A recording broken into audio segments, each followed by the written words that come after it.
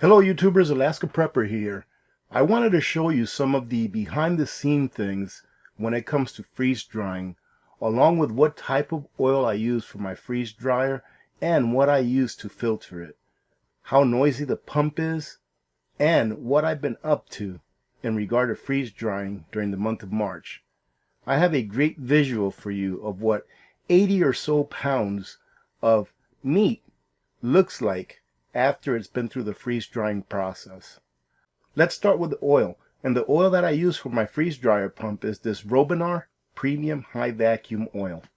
It filters really well when I filter it through this oil filter here that I got from Harvest Right, and it doesn't leave a off taste or anything like that on the food after it's done with the freeze drying process.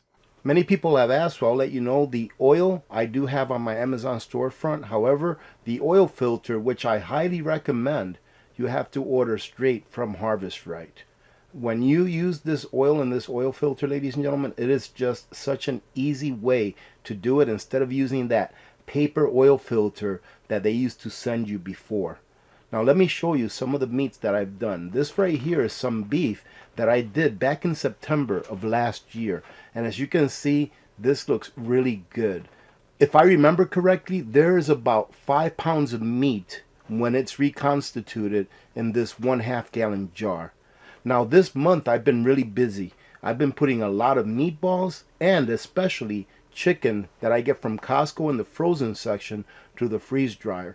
Now when you take a look at these packs of chicken and these packs of meatball, each pack has anywhere between 1 to 2 pounds of meat in it. Now if you take a look at the chicken, this is the one that I get from Costco, like I said, and it's about $15 for a pack. Now once that pack is done freeze drying, it comes out to a little more than a pound per pack after it's dry. And then if you compare that, ladies and gentlemen, to what you would pay for a third-party freeze-dried chicken, boy, I'll tell you what, you are saving so much money. I believe that within the next couple of months or so, I would have made back my money that I paid for this freeze dryer when I compare the savings that I have already saved in comparison to how much I would have paid for the food from a third party. Now if you listen, you'll hear a slight humming noise in the background, and that is my freeze dryer high pressure pump.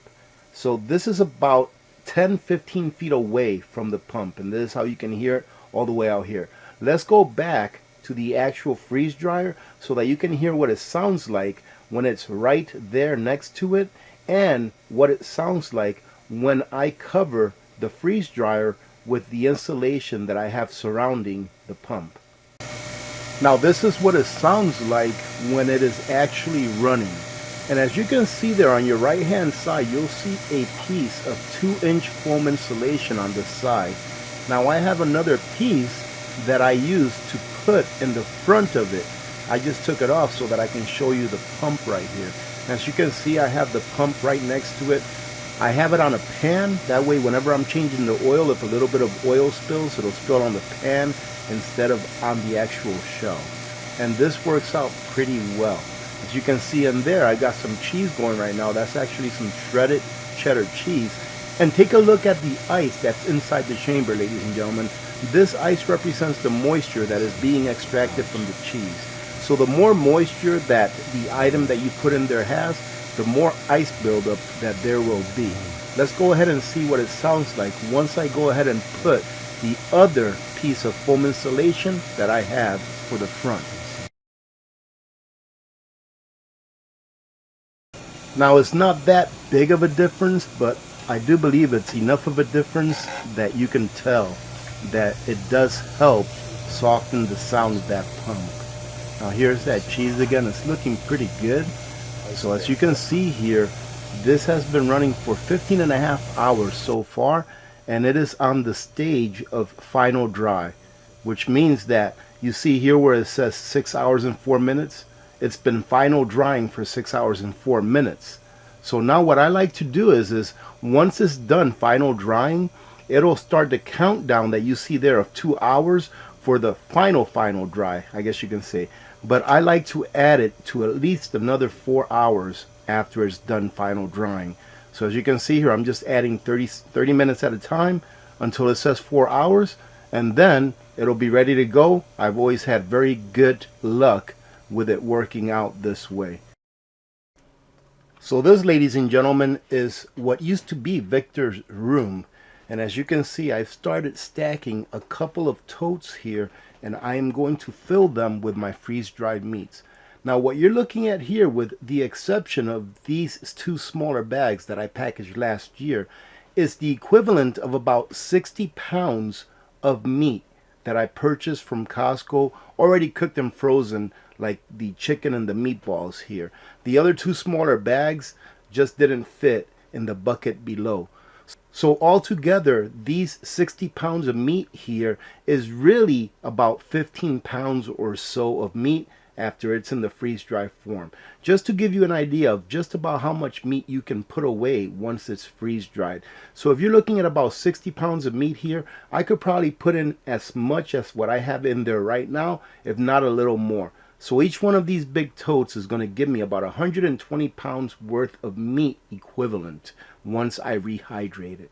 Now, as you can see here, Victor hasn't totally moved out. I keep telling him, Victor, get over here and get your stuff out of here.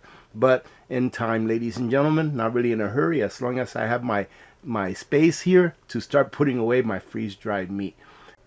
And let me tell you what, this is the time for you to be doing this, ladies and gentlemen.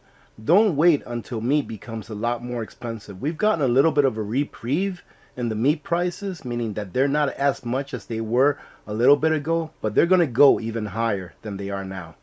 Another place that I keep some of my freeze-dried meat, ladies and gentlemen, is here in my bunker. I have some on top of my loft, but I also keep some here. As you can see, these are all of my jars. I got about 8 or 9 cases of jars here.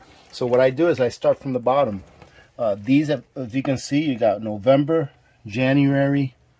I think I have some here from December. Let's check. Yes, I have some here from December. All right, but I also have some cheese, and cheese comes out great. All right, so I am planning on filling all of these jars up with these types of meats, and mainly the cheeses, because the cheeses, they really go good inside of the jars. I like the meats better inside of the vacuum safe bags, but the cheeses I really like good in the jars. So this is something else that I'm working on, is trying to convert all of these jars here into jars that are full of sustenance. And for those of you that may be wondering, well, AP, you have those right next to the heater. Ladies and gentlemen, I keep this heater at about 54, 56 degrees during the winter, and that is just fine with me. And it really doesn't affect how these get, because the heat from this starts going up from here on up, and it doesn't really affect the jars that are next to it. Having said that, I hope you got something out of this, ladies and gentlemen. Remember to be good to each other. When good people do good things happen. Remember to reach one, teach one, and repeat. If we all did this, the world would be a better place, and you know that it will be a better place. Many blessings to all of you and your families. I'm Alaska Prepper. I am out. Ladies and gentlemen, I understand that not everyone is in the part of their preparedness plan where they should be storing long-term freeze-dried food. But if you are, take a look at Nutrient Survival. I stand behind this food because it is the most nutrient-dense food in the market. It tastes great, they have outstanding customer service, and the company is run by great people that I call my friends. You're not going to find a more nutrient-dense food that tastes good and is reasonably priced when compared to other major brands. I wouldn't stand behind Nutrient Survival if I didn't personally use it and love it. So feed your freedom with Nutrient Survival.